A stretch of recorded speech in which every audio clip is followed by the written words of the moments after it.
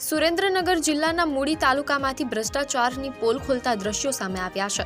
મૂડીના ગોદાવરી ગામના પુલમાં ફરી એકવાર મોટું ગાબડું પડતા સ્થાનિકોમાં તંત્ર સામે ભારે રોષ જોવા મળી રહ્યો છે। ચોંકાવનારી વાત એ છે કે આ પુલનું લોકાર્પણ વર્ષ 2022માં જ કરવામાં આવ્યું હતું, પરંતુ માત્ર 4 વર્ષના ટૂંકા ગાળામાં જ પુલમાં વારંવાર ગાબડા પડતા તેની કામગીરીની ગુણવત્તા સામે ગંભીર સવાલો ઊભા થયા છે।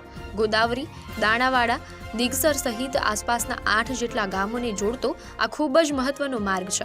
પુલ વચ્ચે મોટું ગાબડું પડી જતા આ રૂટ પરથી પસાર થતા હજારો વાહન ચાલકો અને ગ્રામજનો ભારે હાલાકીનો સામનો કરી રહ્યા છે અને અકસ્માતનો ભય પણ સતાવી રહ્યો છે। જો કે ગઈકાલે ગાબડું પડ્યા બાદ ગ્રામજનોના ભારે આક્રોશને પગલે આજે તંત્ર સફાળું જાગ્યું છે અને રિપેરિંગ કામગીરી શરૂ કરવામાં આવી છે, પરંતુ ગ્રામજનો હવે લોટ પાણીને લાકડા જેવી કામગીરી નહીં પણ કાયમી અને ગુણવત્તાયુક્ત રિપેરિંગ થાય તેવી માંગ કરી રહ્યા છે।